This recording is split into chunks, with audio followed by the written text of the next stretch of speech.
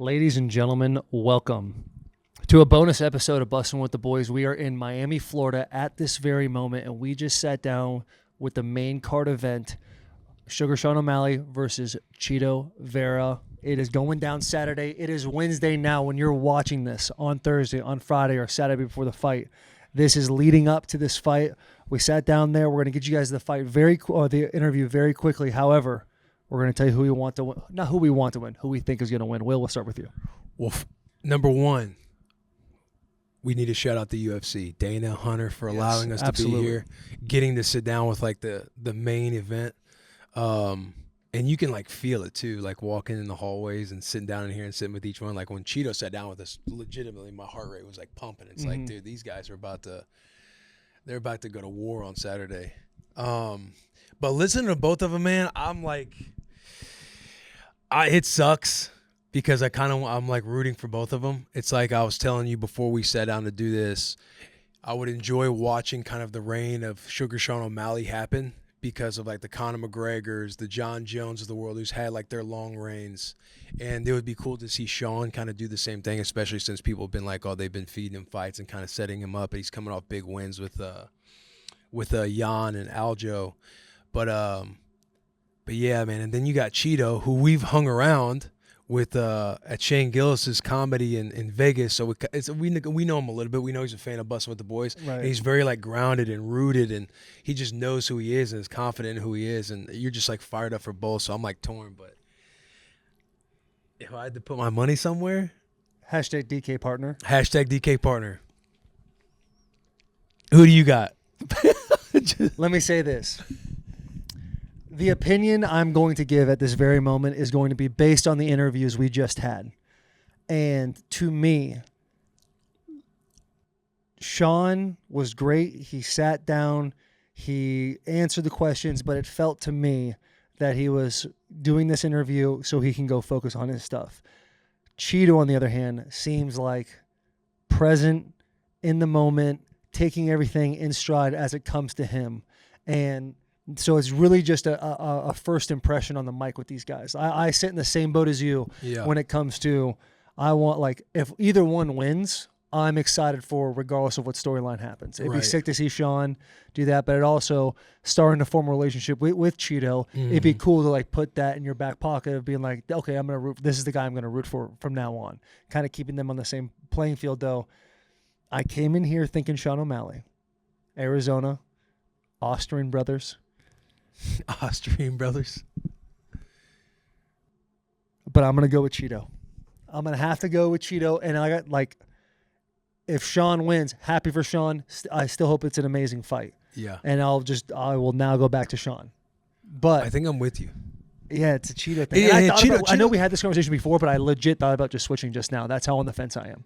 That's how much I'm like. And Chito, though, it's like, it's tough to beat a good underdog story. And obviously Sean can have he has his kind of underdog mentality about it too. But knowing that this dude was coming in the UFC and talks about, just trying to win a fight so he can live another month in the US so he can continue to train and kind of do his thing, and knowing he's got the 3 kids, he's going to have a huge kind of crowd on Saturday.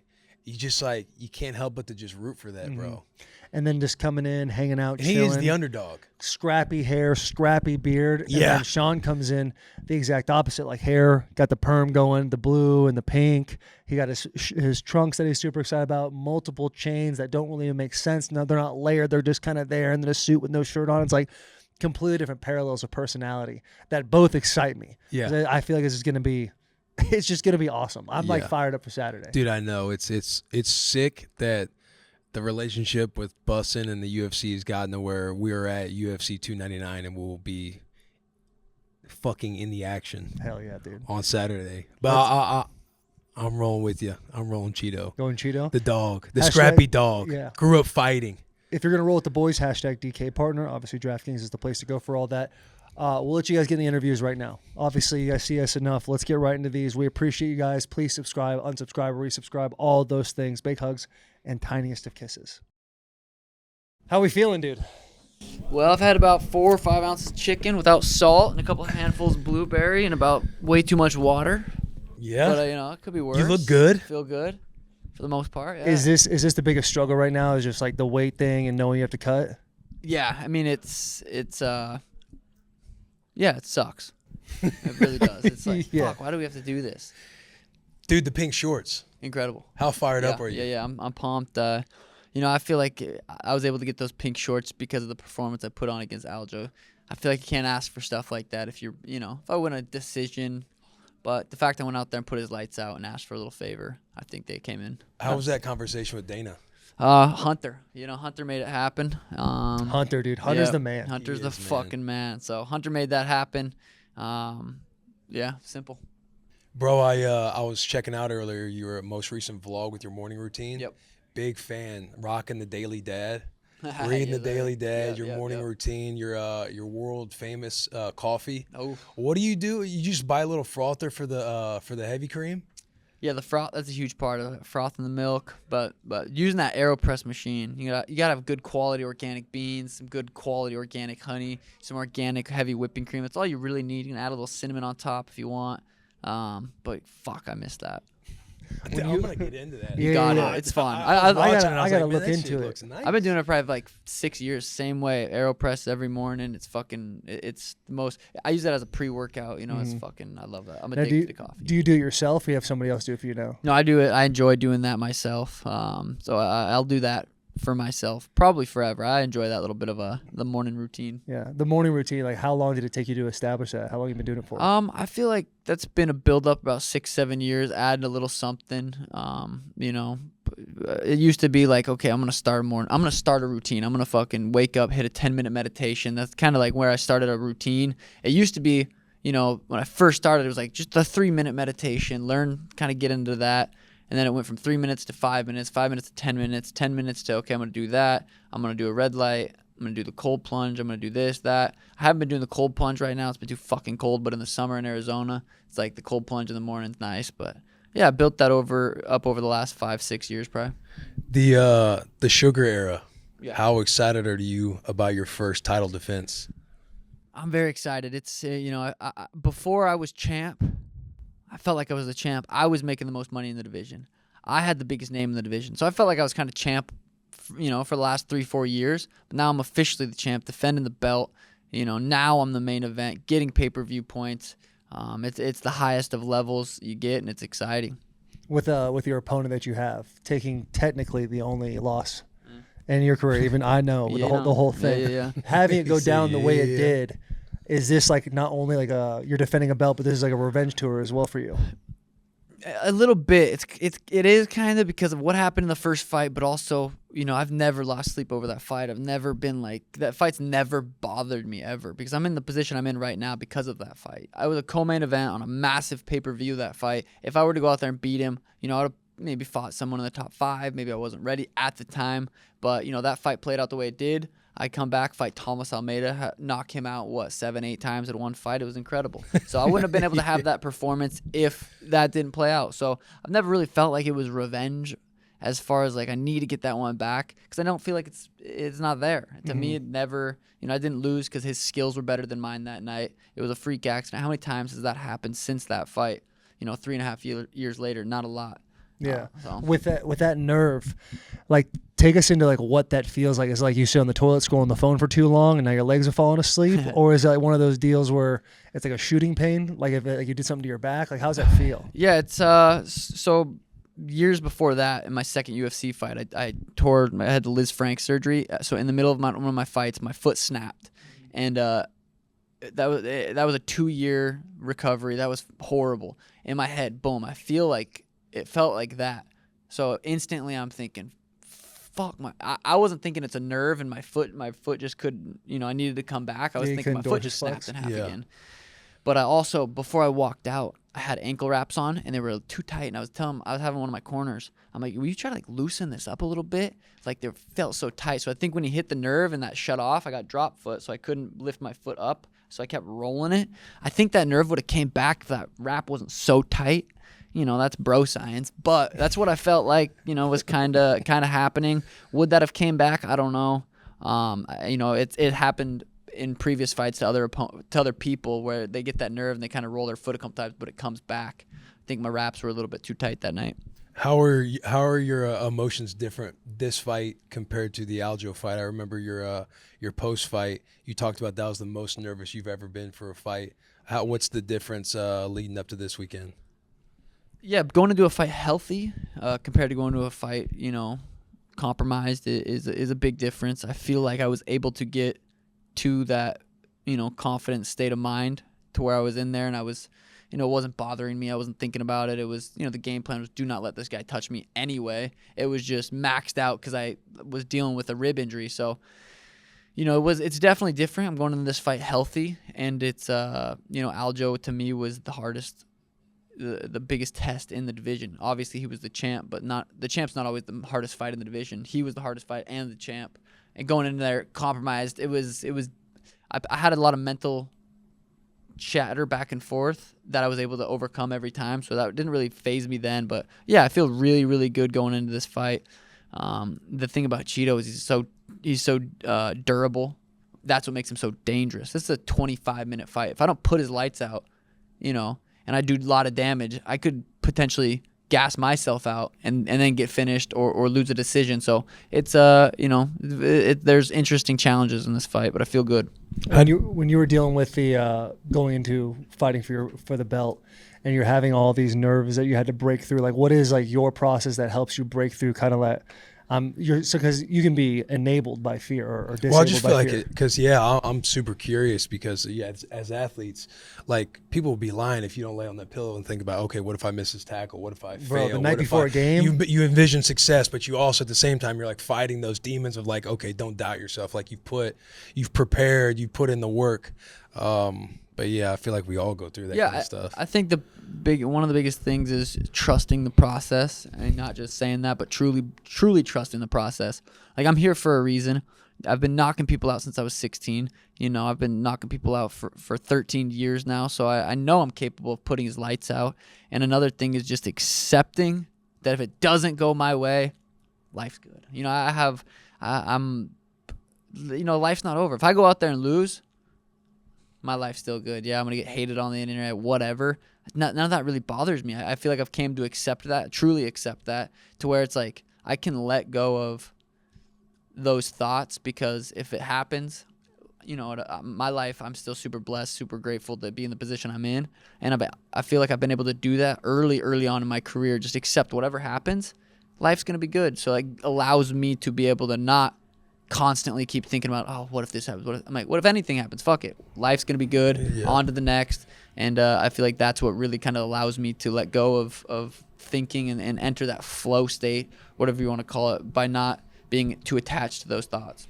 What is something that you've like gravitated towards when kind of cultivating that mindset? Because I feel like it's fascinating, right? Like you have the get up you have, but you're also very intentional. The daily dad. Like there's some type of stoic philosophy that you also have in there to counterbalance everything. How do you stay intentional? How do you stay balanced when wanting to be the celebrity and then also wanting to be the grounded fighter of like accepting whatever outcome that there might be? I mean, I would say routine is the biggest one, but also having a 3-year-old princess. Like that'll just like. What else is there to do? Yeah, I'm 29, making a lot of money. I have status. I could go out and do whatever I want to do, party, do all that. But at the end of the day, it's like I just want to hang out with Elena. So that keeps me very, very grounded. That's completely changed my life, and I feel like that's what I don't even know if I have. I like to think of myself as a very disciplined person, but I'm like, man, if I didn't have a little princess at home, I might not be in the position I'm in. So that keeps me grounded. I love that, and congrats on the 3-year-old, by the way. Yeah, tossing the hat. Yeah, we got we got to get you right. So we got on, but my girl would kill me right now because she did my hair. Yeah, no, we understand. I got 2 girls. He's got a girl. Yeah. So yeah, we know that life, dude. It definitely changes. 2 years old. I had 6 and 3. 6 and 3. Man, I wouldn't. There's these 2 little girls at the gym that Elena goes and plays with that are like 4 and 2, and I'm like, it just melts my heart. Bro, that age is like they're full of life, man. It's so fun. You said you want more? Yeah, yeah. Is there that piece of you that like wants that boy? A boy would be cool. I mean, if 10 years down the line, you're like, fuck, I got 3 girls, I wouldn't be mad. Something about having a princess, and it's just, I don't know. But a little boy would be fun just to kind of get him into sports. I would love, I would love him to be into sports. And I'm like, I wouldn't want him to box. I wouldn't want him to MMA. Jiu-jitsu for sure. football is probably like my favorite sport to watch, and kind of was growing up my favorite sport, but it's so brutal. I'm like, fuck, I don't know if I would want to be able to could watch him do that. So I'd probably want him to get into like basketball or something, you know. Some light, maybe golf. Yeah, golf, something. I don't know, dude. Football's kind of tight. Football's. I agree. I mean, it's just as a but I'm dad. sitting here with my low back is just burning right now. Like two trying to gentlemen get a stretch. As a dad, Yeah. watching your little one fuck get clunked as a running back or something would be bro. fucking hard. Yeah. And knowing just how, risky it is with brain injuries and all that. Yeah, it'd that's going to be hard. an interesting conversation when your son's like, "Hey, Dad, I really want to play football," and you're like, "Yeah, but the head injuries," and he just like pulls up you getting smacked in the head, like a Yeah. compilation of you just getting hit a bunch of times in the face. Yeah, it'll be hopefully, if we cross that, we'll cross it. Yeah. How do you see? How long do you see the reign going on? What does that look like for like a fighter who you finally become the champion? You don't want to get too far ahead. You don't want to do too much. But what does the reign look like for Sean O'Malley? Yeah, I mean, it's very, very rare a reign plays out like an Israel Adesanya. Like, I don't remember, like a John Jones, I guess, as well. It's rare when there's a champ that stays there for multiple years. And like Alexander Volkanovski and Izzy were great examples of that. So I would love to have a reign like that. The bantamweight division is absolutely stacked. There's killers after killers after killers.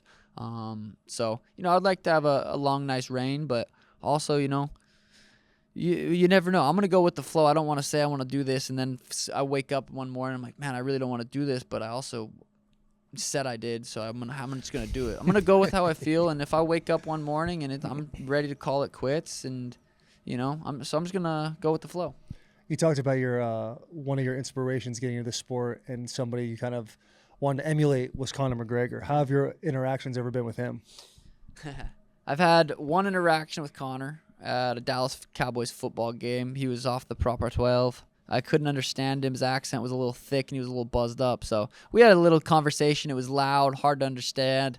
He was thicker than fuck at the time, just on some shit, I think. But so I didn't really have, that was brief.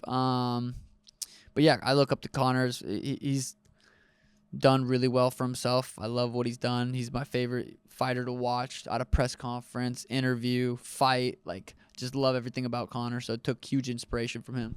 How do you look at probably you're a business guy yourself, like all the business endeavors and everything, and kind of seeing how Conor he's in the situation that he's in where he's thinking about coming back, or his comeback's coming at some point. We have no clue when. But like watching his kind of journey with it all, and not, I guess, getting too caught up in all the business and everything else, and keeping yourself in check if you want to stay in the fight game, at a high level like you want to. Yeah, I mean, you got to be all in. You can't be in this sport. If you want to stay on top, you got to be all in. And that's where my head's at right now. I want to stay on top. I want to be all in. And I don't foresee in the near future that I'm not going to think like that.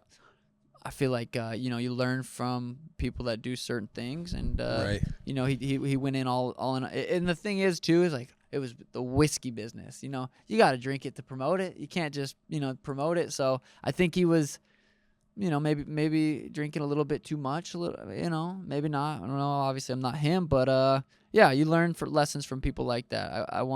You got to stay in the gym and stay dialed. Yeah, get on the same supplements as him, dude. Yeah, I don't think legally I can. By the way, we got two. I'm sorry, two people who Yeah, failed we for do. Austrian. Taylor failed for Austrian as well. Yes, 2019. I had a trace amount in my Dusted. Yeah. Are you serious? And so I don't know what your situation was like. I'll give you the quick, brief one. I was working with this nutritionist in New York, and he gave me a whole bunch of supplements to take. And then April, I took a drug test. May, they're like, you popped. And like the way the judicial system in the NFL works is like, unless you can find the batch, you're out. You just gave me anxiety, brother. Hey, I have that's tough to do a couple days before a fight. But yeah, what was no, like? Dude, when I get drug tested now, I get so much anxiety every single time because the same thing happened to me. I was like 3 weeks out from a fight. They call me. They're like, you failed the drug test. And I thought I was getting I didn't think it was serious. I'm like, how? I don't take anything that, like, there's no way. And it was the same thing, trace amount, picograms, which is like, what, a trillionth of a gram? Yeah, it's like taking a pinch of salt and putting it in an Olympic-sized pool. Yeah, so they said I tested for Austrian. I remember just fucking crying. I'm like, I'm getting suspended for taking something that I didn't take, or at least intentionally, because it was trace amount, so it had to have been in something I took. And we never found out where it came from either, so I got suspended, and I was out for a while, and that fucking broke my heart. And I got a lot of shit online from it. People saying, "Oh, you failed USADA." I'm like, do I look like I'm on shit, dude? I'm like 108 pounds, soaking wet.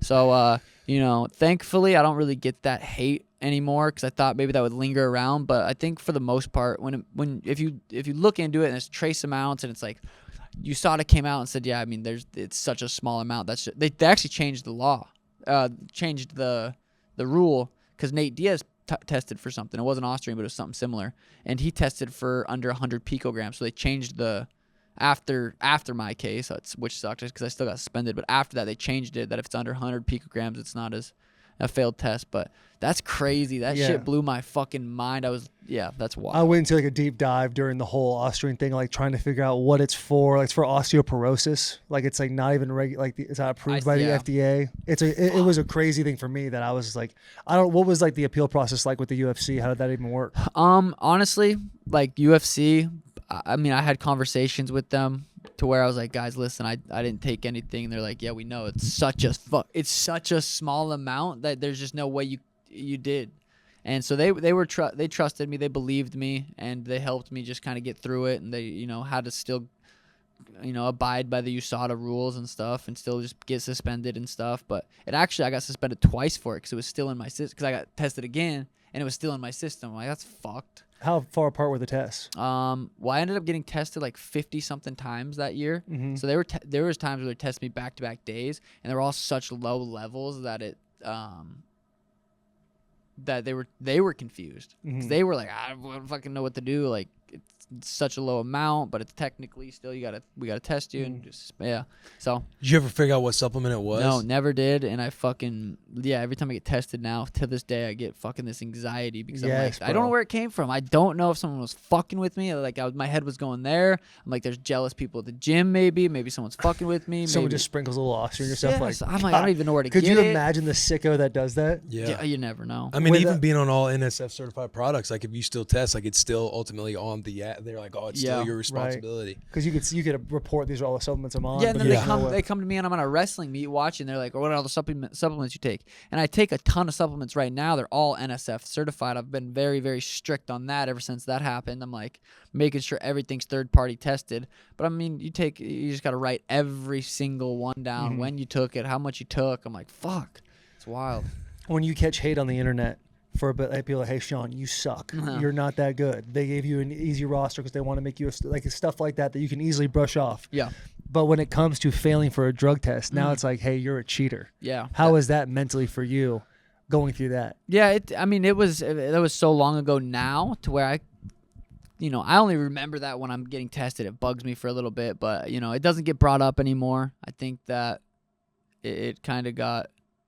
It's just, I mean, I'm sure now people will start saying it again. I think they brought up. He's like, oh, fuck. Here we go. Yeah. I think it was such a small amount. USADA cleared me. I mean, I still got suspended, but they changed the rule, and it was looked at as that was definitely a tainted supplement. How do you see this fight going on Saturday? I keep saying there's potential of it being a 25-minute war. He's never been finished. He's never been dropped. This dude is tough. But I put people's lights out, and we're in Miami. I got pink shorts. My hair is gonna be looking good. It already is. I'm feeling good. It's just my time. So I do believe I go out there and put his lights out. What round? A lot of people are telling me third. Last fight, a lot of people when I fought Aljo. But I mean, you start here. Everyone tells you, hey, I think blah blah. So a lot of last fight was like, hey, I think a second round knockout. I was hearing that from a lot of people. Sure as shit, put his lights out in round 2. Now I'm here in round 3. We'll see. Bringing this interview full circle, you start the conversation talking about Chito and how he's never been finished, and it could go 25 minutes and all that. And so you talk about you might get gassed out, and that's how you get finished. How do you go into this fight? Do you take a little bit off, feel it out for a little bit, not as bouncy, not as twitchy, or you kind of see where he's at and how he wants to approach it, or are you full aggressive, gonna be yourself no matter what? Yeah, I got to be myself. I can't go in there, and I just got to do what I've been doing and trust the process. Whatever happens. But I do believe I'll put his lights out. What is the visualization process for you? Like when you get in the octagon, the cage closes. I feel like I've seen stuff where you're heavy into the breath work, the nasal breathing and everything else. Is that something you lean on, like while you're walking in the ring, to kind of keep your emotions at bay until the fight starts? 100% all day, all fight day. I mean, I try to, kind of sit with your breath, throughout every day. But fight day is a very breath-heavy following day. It just kind of keeps you in the moment, keeps you grounded, keeps those thoughts slowed down. So yeah, very, breathing, being where I'm at, feeling my breath into my belly, and if I do think, which everyone does, it's, too sharp, too fast, too focused. It's this mantra over and over and over: too sharp, too fast, too focused, following my breath. So it's a mixture between following my breath, saying that mantra, and just going with the flow. Dude, we appreciate you, man. Do you have anything else for me? No, I'm solid, dude. This is awesome. Unless you got a word. No, man. Oh, yeah. How's your spelling? Not good. Okay, good. Okay, good. Neither is this. Because I'm basically hooked on phonics at this point. Oh, wow. But I'm not. How do we do this, though, JP, if it's one word? It's not like they can both spell it out loud at the same time. That's Unless you don't say if he's right or wrong. Well, I guess I don't know if that works. We'll just We both get two matter of separate fact- words. So we've been doing this thing at the shop where I'm like horrendous at my tweeting is always a spelling error, Yeah, and me too. JP's always testing me I'm on so words, dumb. and I cannot spell. Yeah. So we're kind of starting this thing where we're just I'm competing against our guests now Okay. in spelling bees. Okay. Yeah. I'm just trying to be better. Yeah. Yeah, can you outspell Taylor Oh fuck. I love that you're nervous because Yeah. I am. All right, I'm gentlemen. already at ground zero. So Your word is accommodate. Oh shit. Accommodate. Accommodate.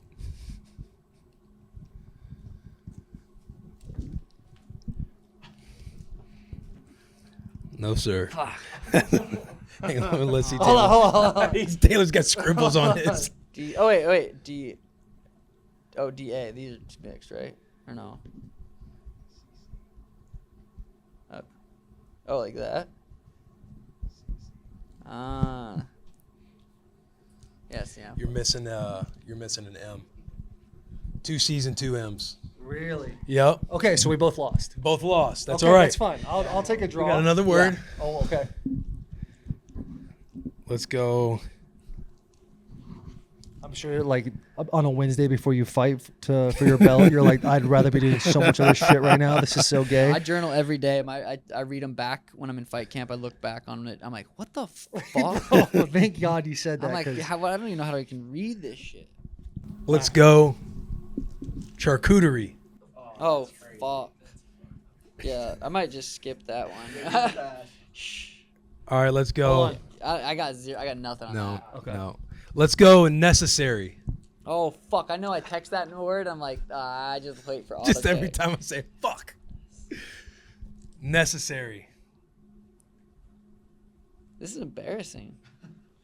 That is not it. Correct. I'm correct. Let's go. I had. Are you gonna take down the bantamweight champion of the world? How'd you spell it? No. You gotta go. You gotta go. Necessary. I just fucking crossed it out. I just tried to sound it out. Yeah. Necessary. Damn. Undefeated he is. Well, 1 and 12. Breaks him down. Oh. 1 and 12. Brother, Wait. thank you, Yeah, man. appreciate it. Photo, Thank you. bud. Thank you. Yeah, we'll Ah, get a photo. Thank you, boys. Let's get a photo real quick. Start us off, Willie.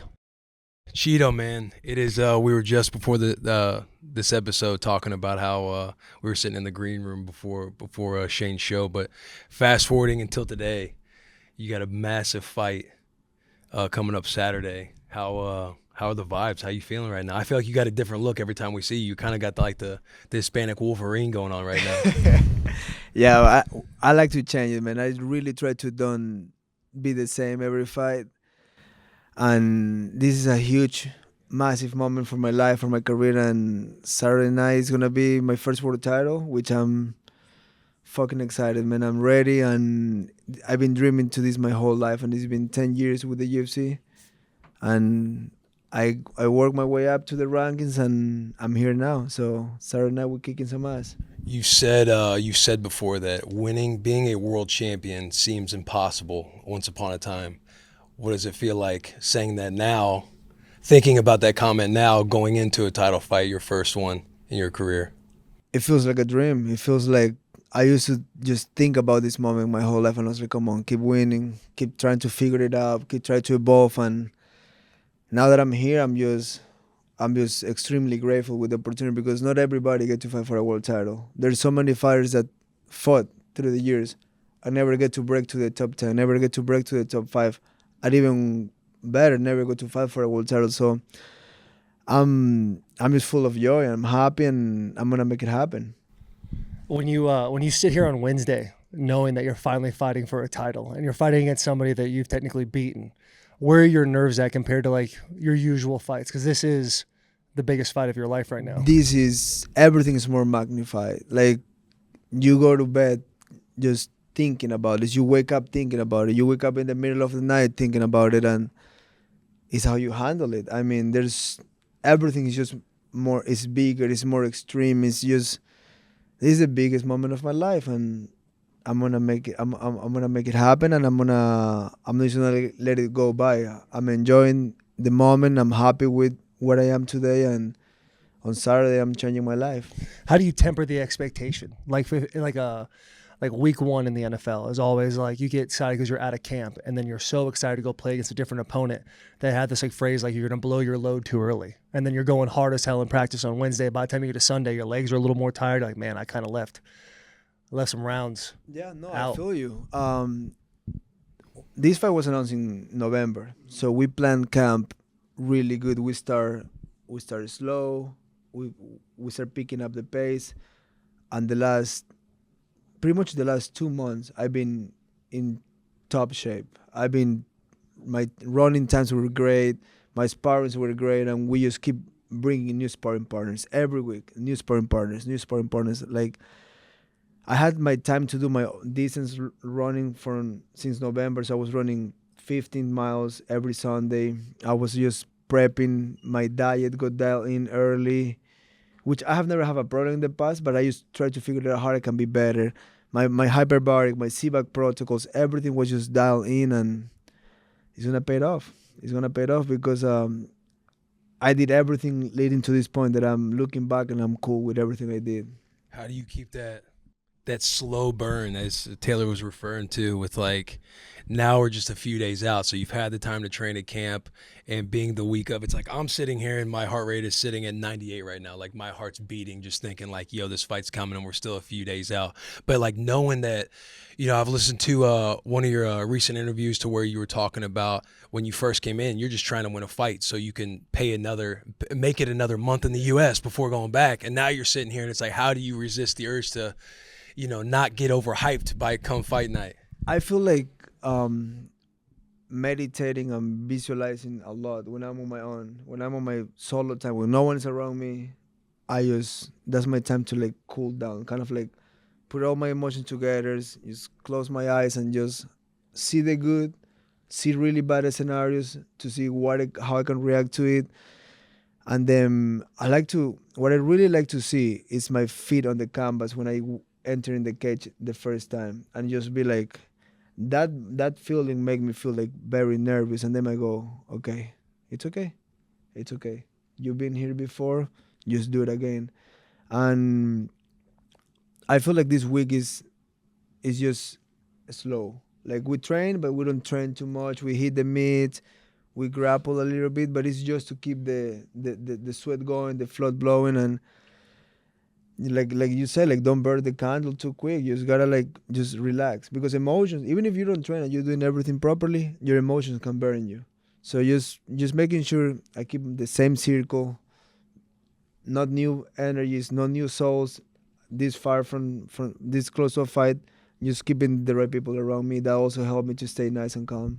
When you're talking about your camp and protocols and how all that stuff works earlier, what is like your go-to protocol? Is there something you do on a day-to-day basis, regardless? Like, there's no wavering from what I do?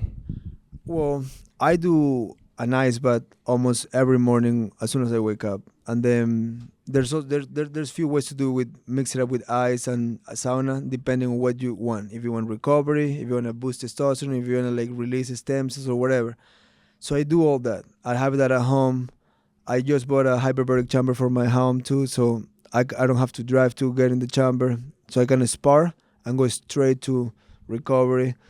And then the CBAC to get my cardio better, promote more red blood cells. All that is like, I do that year round, with or without fight. There's protocols that are from out of camp. There's protocols when you are in camp to like go to a top shape. And all that plays a big influence on my life. Like, help me to recovery. And for me, it's all about my brain. I want my brain to be the best when I retire. I want to be able to take care of my family, to be able to see my kids grow. So, and the way I fight pretty fucking hard. So I need to be good. So all that really helped me just to add another gear to my game. And hey, without ever being knocked out too. Yeah. Like staying on top of that brain stuff. You take a lot of pride in that? I take a lot of pride in my hard work and everything I do leading to fights, and the way I eat, everything I put in my body is like, it's just, everything comes from the earth. I don't do nothing processed, nothing with chemicals. I don't really cheat. And I don't even miss eating like shit. You don't miss ice cream? Everybody misses ice cream. Like but believe it or not, I don't really. I do like once every 2 months I eat. Like I give myself like one of those things. Like if I eat a bag of dry mango, I'm cool. Damn, that's dry mango is like a solid, like healthy treat. Yeah, if you're like, just like you're thinking about it like a Dairy Queen good. Blizzard, bro. Like that's dry pineapple. I can eat that every day. That's how far never. he is. Yeah, he's just so like, in. oh man, dried fruit is the he's best. Taking the pill. Yeah, Dry food is the shit, dude. When you were eating like shit, what was like your go-to? Like, I got it. Oh, like, this is my deal. I would eat breakfast at McDonald's almost every day when I was in Ecuador. Mickey D's? No, what was it? It was the muffins, right? Yeah, the muffin was English fucking McMuffin. delicious. That with fries. 9 in the Kids morning, Christmas. 9 in the morning. 9 in the French morning fries. with a Gatorade. Yeah, and you don't miss it. But check this out. I didn't know that wasn't healthy when I was growing up. I would thought that was Carbs. that was just food. Yeah. I was like, let's Fueling go. the body. My homie would be like, what are you doing? I'm gonna go train at 10. You wanna stop real quick? I'm like, let's go. We smoke a fat joint, eat McDonald's, and thinking that's just normal. But now I'm like, I pass by McDonald's, I'm like, fuck you. You're gonna hurt my life. Yeah. Dude, going back to where you were talking about visualizing and stepping in the octagon, your feet hitting the canvas, the gate closing. What is the protocol or the preparation there? Is it focusing on breath work and not getting too high in the moment? Because clearly it's going to be just the peak of every match you've ever been in.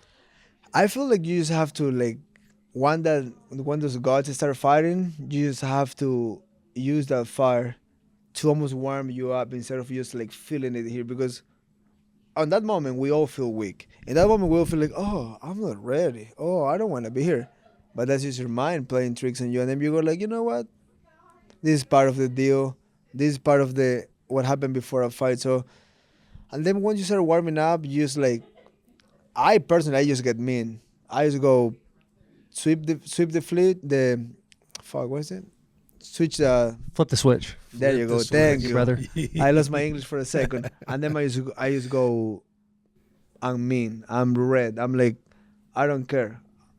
I know I'm ready to do that, and that just comes like probably like 10 minutes before I do the walk. I just go poop, and I'm cool. I'm like, I don't give a fuck about nothing. I'm just going. How were you able to achieve that, the ability to flip the switch? Like, was that a thing that you had the minute you stepped in the octagon for the first time, the minute you found martial arts, or was that a deal that over time and learning? I feel that was fighting on the streets since a very early age.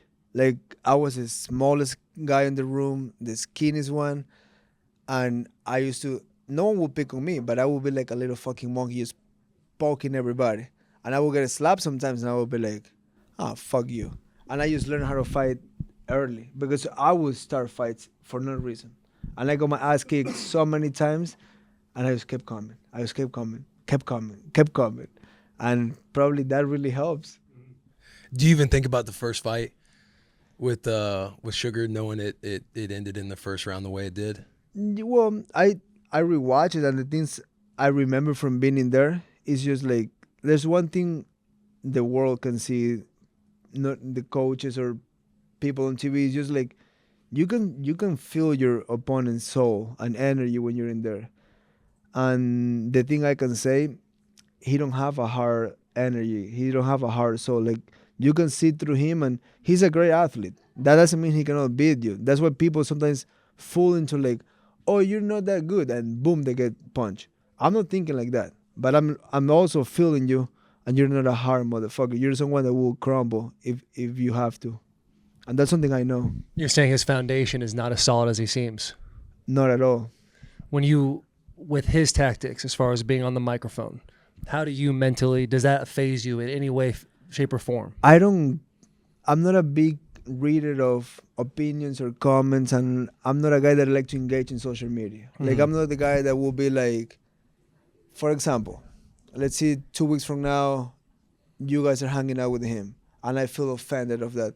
Most guys that feel like that, they're pussies because they get too quick on a like, oh, I thought we were cool, but you're hanging, and they go online and be like, oh, fuck those guys. I don't do that. I just don't do that. And when someone is talking shit to me or like saying something about me, I'm just like, cool, dude.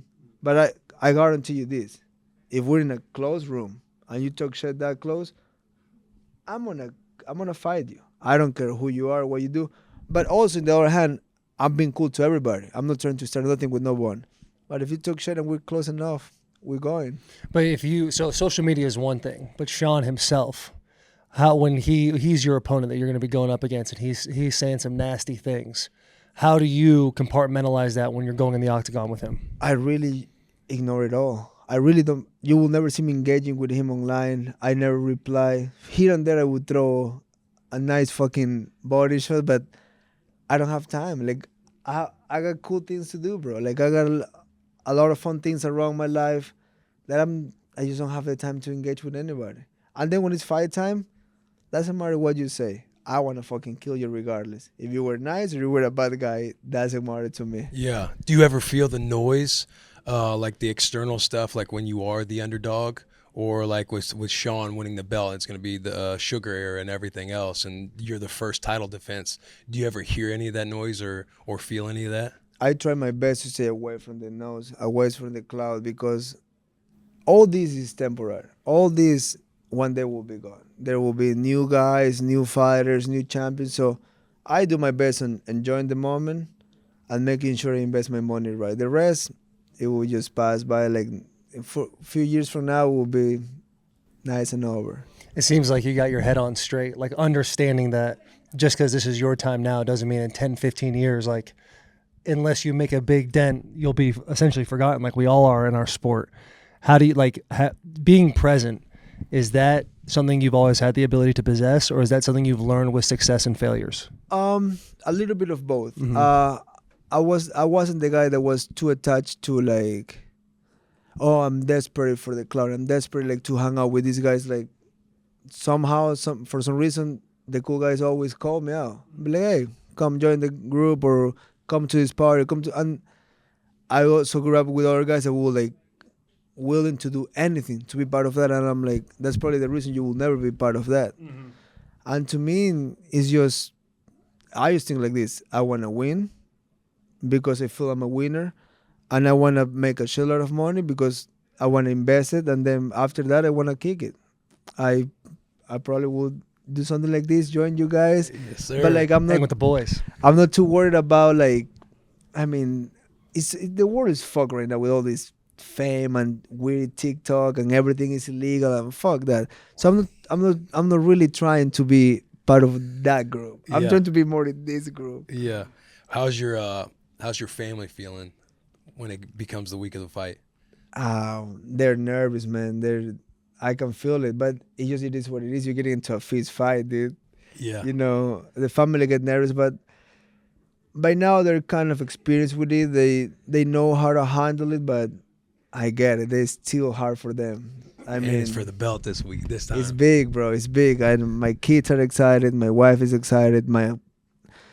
My family from Ecuador, sometimes they don't really travel for my fights because it's expensive. This time, the whole family is coming. You should have a good crowd.